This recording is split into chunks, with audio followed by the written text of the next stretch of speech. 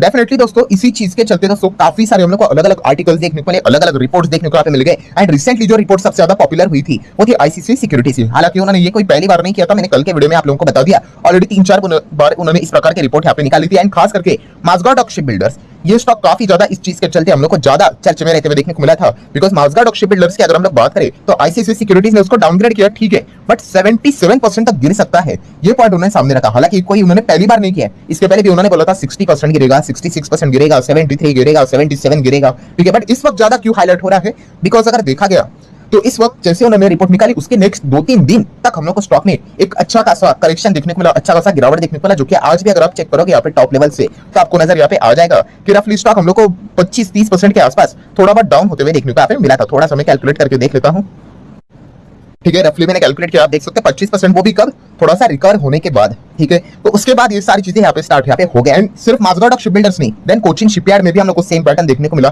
ठीक है। आप इनके अगर आप पिछले 6 महीने का पैटर्न देखोगे तो सेम रहेगा कि स्टॉक ऐसे अच्छे भागे, फिर उसके बाद टॉप से 20-30%, 35%, 40% नीचे है। गार्डन शिप बिल्डर्स की बात करेंगे तो इनमें भी सेम सिनेरियो हम लोग को देखने को यहाँ पे मिल चुका है। तो इन तीनों कंपनीज में कॉमन चीज क्या है कि ये सरकारी कंपनी, और उसमें भी कॉमन क्या है कि डिफेंस रिलेटेड काम करते हैं, और उसमें भी कॉमन क्या है कि यूजुअली हम कह सकते हैं कि इंडियन नेवी से रिलेटेड इनके हम लोग को काफी सारे काम देखने को मिल जाते हैं। समुद्र से रिलेटेड इनका हम लोग को काफी सारा काम देखने को मिल जाता है। शिप बिल्डिंग की बात कर ले, शिप से रिलेटेड बात कर ले, सबमरीन की अगर हम लोग बात करें उसमें इन कंपनीज के योगदान देखने को मिल जाते हैं। सो इतना हो हल्ला मच गया तो ऑब्वियसली उसके बाद हर कोई कह रहा था कि मैनेजमेंट ने आके कुछ तो चीजें सामने रखनी चाहिए। तो बता थोड़ी ना सकते कि अभी आने वाले 6 महीने में किसको क्या ऑर्डर मिल सकता है। हाँ, वो कोशिश जरूर कर सकते हैं, तो वो कुछ पॉइंट्स उन्होंने सामने यहाँ पे रखे हुए। बट सबसे पहले ऑर्डर बुक की बात करें तो आप सभी लोगों को पता ही है कि करंटली अगर हम लोग बात करें तो 40,000 करोड़ के ऑर्डर तो माज़गार्ड के पास हम लोग को देखने को यहाँ पे मिल चुका है। आप देख सकते हैं 40,000 करोड़, भाई कितनी बड़ी अमाउंट है। पहले तो ये था कि देखिए कोशिश तो यहाँ पे जारी है। रिसेंटली अगर हम बात करें तो 4,500 करोड़ के आसपास जो ऑर्डर था ऑफशोर से रिलेटेड प्रोजेक्ट जो था ओएनजीसी का, वो मिलते हुए देखने को मिल गया। 7,000 करोड़ का भी एक लेटेस्ट ऑर्डर हम लोग को मिलते हुए देखने को मिल चुका है। तो हमारी कोशिश तो जारी है,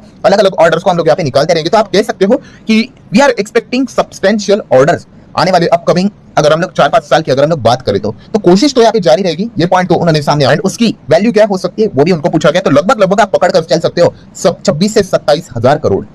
तो डेफिनेटली यहाँ से काफी बड़ा ऑर्डर इनको यहाँ पे मिल सकता है करके। फिलहाल हम लोगों ने देखा कि भाई जिस प्रकार से आप लोगों को फर्स्ट क्वार्टर में जो ऑर्डर मिले हैं, अनबिलीवेबल मतलब आप मार्जिन से देखो ना 27%, ठीक है। उनके खुद के कमेंट्री से कई गुना ज्यादा ऊपर, उनको खुद को ही मतलब शॉक लगा होगा अच्छा वाला कि भाई ये क्या ऑर्डर्स मिले हैं करके। बट प्रॉब्लम वही है ना कि स्कोर इतना बड़ा मार दिया है अभी, क्या आने वाले समय में क्या इसको मेंटेन रख पाएंगे या नहीं? तो यही सवाल उनको यहाँ पे पूछा गया कि 27% के मार्जिन देखने को मिल रहे हैं साहब, तो क्या इसको मेंटेन रख पाएंगे नहीं, यही उनको पूछा गया। तो आप देख सकते हैं इस वक्त इनके जो नॉर्मल ऑपरेटिंग प्रॉफिट मार्जिन भी थे 27%। नो डाउट उन्होंने ये भी कहा कि एक्सपेंसेस इस वक्त काफी अच्छे खासे हम लोग को रिड्यूस होते हुए देखने को मिले, इस चीज के चलते एक्स्ट्रा बेनिफिट यहाँ पे मिला है, ठीक है। वरना ठीक है, जो 27% जो क्वार्टर 1 के मार्जिन है, भविष्य की अगर हम लोग बात करें तो नहीं सस्टेन नहीं हो पाएंगे। मतलब वो ऑनेस्टी के साथ एडमिट कर रहे हैं, उनको भी पता है कि इतना खतरनाक परफॉर्मेंस देखने को मिल चुका है। जो 27% यहाँ पे आए हैं बहुत अच्छी बात है, बट काफी बड़े ऑर्डर्स भी यहाँ पे आए थे, एक्सपेंस भी कम हुए थे, तो ड्यूअल फायदा यहाँ पे हुआ था। बट इसी चीज को कंटिन्यू रखना ये शायद से बहुत ही ज्यादा मुश्किल यहाँ पे रहेगा। कोशिश तो जरूर करेंगे, बट 10 से 12% ही आप इन चीजों को लेकर चलो।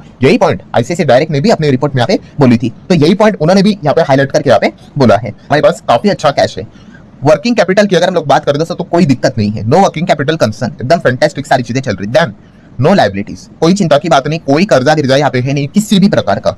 एंड प्लस इन्वेस्टमेंट की अगर हम लोग बात करें सारी चीजें एकदम परफेक्ट यहाँ पे चल रही है। तो इन करना है, आगे लेके जाना है तो आपको और भी बड़े बड़े ऑर्डर्स को ग्रैब करना पड़ेगा। तो ये भी इसी चीज के ऊपर वो फोकस रखेंगे, ये पॉइंट उन्हें सामने रखा है। जैसे कि उन्होंने बताया है कि शिप बिल्डिंग सेक्टर की बात करें, पूरे सेक्टर की वो बात कर रहे हैं, ठीक है। तो वो बता रहे हैं कि आने वाले समय में वो एक्सपेक्ट कर रहे हैं कि लगभग 2 लाख करोड़ का ऑर्डर आने वाले 2 से 3 साल में देखने को मिल सकता है। वो माज़गार्ड की बात नहीं से रिलेटेड भी अगर हम लोग देखें, ये भी उसी सेगमेंट में डायरेक्टली इनडायरेक्टली काम करते हुए देखने को मिल जाते हैं। यहाँ पे भी कंपनी के जो सीएमडी है उनके ओर से हम लोग को स्टेटमेंट देखने को मिला कि कोचिन शिपयार्ड यहाँ पे एम कर रहा है, क्या एम कर रहा है कि विदेश से कुछ ना कुछ शिपिंग इंडस्ट्री से रिलेटेड यहाँ पे आने वाले समय में इनको ऑर्डर मिल सकता है करके, खास करके यूरोपियन कोस्टल शिपिंग की बात करें तो वहां पे उनका फोकस हम लोग को बढ़ते हुए देखने को यहाँ पे मिल रहा है, ठीक है। तो ये एक पॉइंट हम लोग को देखने को यहाँ पे मिल जाता है। प्लस उसी के साथ साथ उन्होंने काफी अच्छा पॉइंट यहाँ पे सामने रखा है कि इंडिया में तो फोकस करेंगे, प्लस उसी के साथ साथ विदेश में भी फोकस करना चाहिए। विदेश मतलब ग्लोबल मार्केट की बात करें शिप बिल्डिंग की तो $140 बिलियन का ये मार्केट है।